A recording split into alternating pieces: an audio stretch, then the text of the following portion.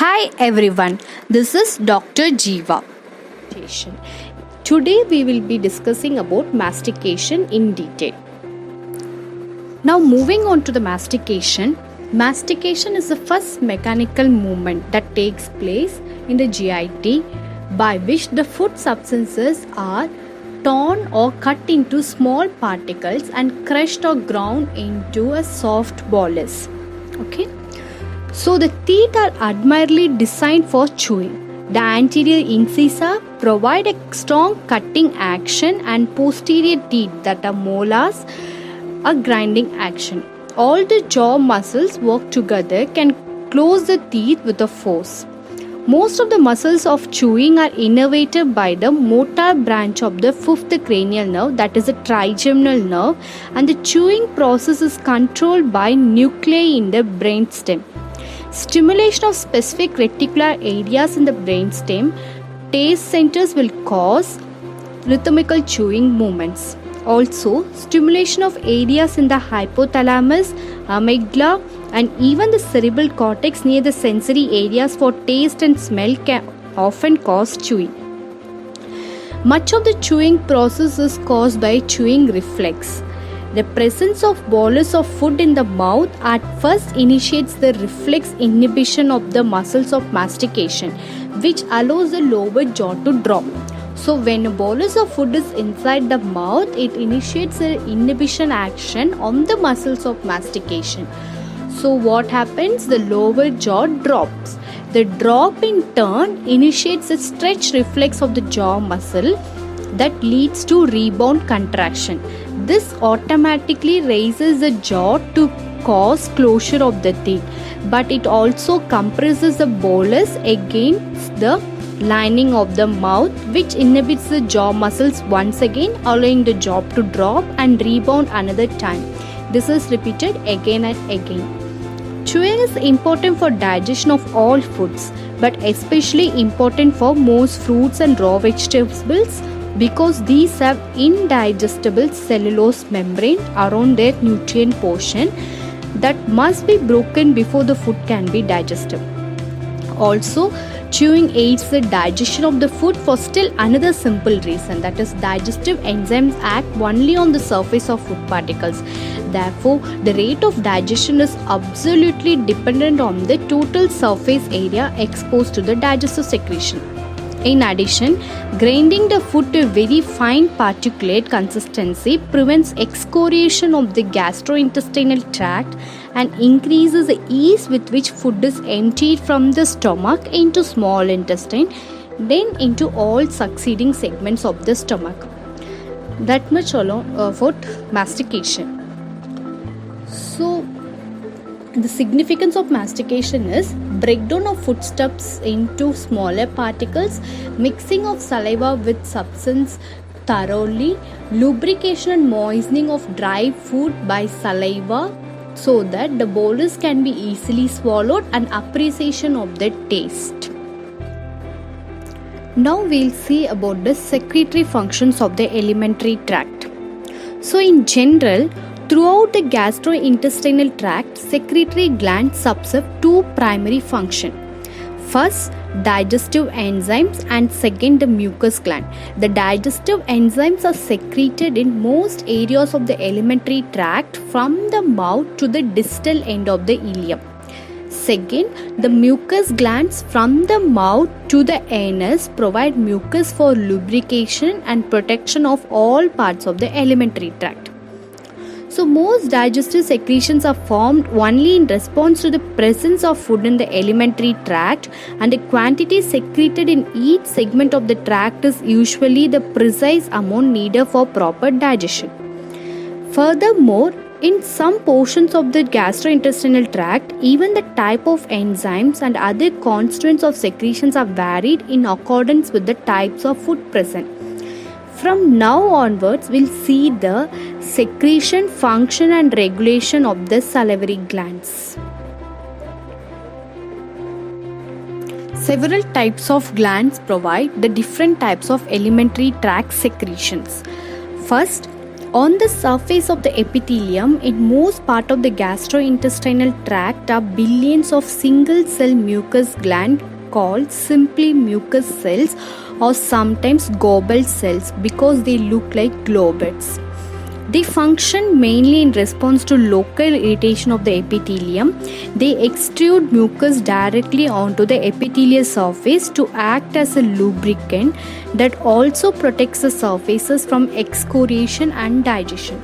Second, many surface areas of the gastrointestinal tract are lined by pits that represent invagination of the epithelium into the submucosa. In small intestine, these pits are called crypts of Lieberkühn, are deep and contain specialized secretory cells. Third, in the stomach and upper duodenum are large number of deep tubular glands. And fourth, are also associated with alimentary tract are served several complex glands, the salivary glands, pancreas and liver that provide secretion for digestion or emulsification of food. The salivary glands and the pancreas are compound acinous glands of the type. These glands lie outside the walls of the alimentary tract and in this differ from all other alimentary glands. They contain millions of acini lined with the secreting glandular cells. These acini feed into a system of ducts that finally empty into the alimentary tract itself. In humans, the saliva is secreted by 3 pairs of major salivary glands and some minor salivary glands in the oral and pharyngeal mucous membrane. The major salivary glands are parotid glands, submaxillary or submandibular glands and sublingual glands. The parotid glands are the largest of the salivary glands. These glands are situated at the side of the face, just below and in front of the ear. Each gland weighs about 20 to 30 gram in adults. Secretion from these glands are emptied into the oral cavity by Stenson duct. The duct opens inside the cheek against the upper second molar tooth. Now moving on to the submaxillary glands. Submaxillary glands are otherwise known as submandibular glands. These glands are located in submaxillary triangle medial to the mandible. Each gland weighs about 8 to 10 gram. Saliva from these glands is emptied into the oral cavity by Wharton's duct. The duct opens at the side of frenulum of the tongue by means of small opening on the summit of papilla called caruncula sublingualis. Sublingual glands. The sublingual glands are the smallest of the 3 pairs of major salivary glands and are situated in the mucosa at the floor of the mouth. Each gland weighs about 2 to 3 gram. Saliva from these glands is poured into 5 to 15 small ducts called duct of Ravinus. These ducts open on small papillae beneath the tongue. Minor salivary glands are the lingual mucus glands, lingual serous gland and buccal glands, labial glands and palatal glands.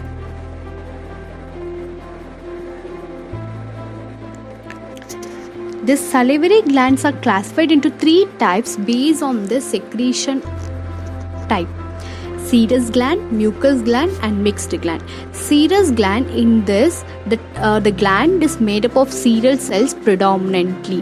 They secrete thin and watery saliva. Parotid gland and lingual serous gland are serous gland. Mucus gland, this type of gland is made up of mucus cells mainly. They secrete thick viscous saliva with high mucin content. Lingual mucus gland, buccal glands and palatal glands belong to this type. Mixed glands are made up of both serous and mucus. Submandibular, sublingual and labial glands are mixed glands.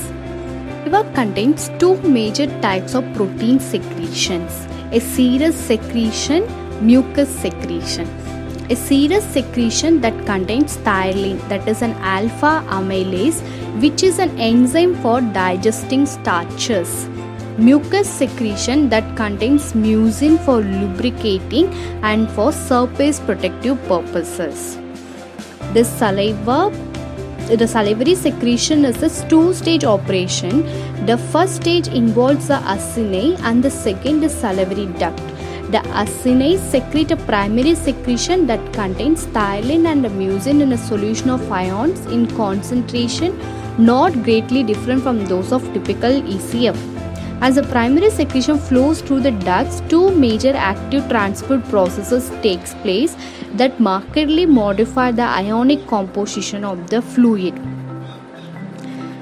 So, saliva contains especially large amounts of potassium and bicarbonate ions.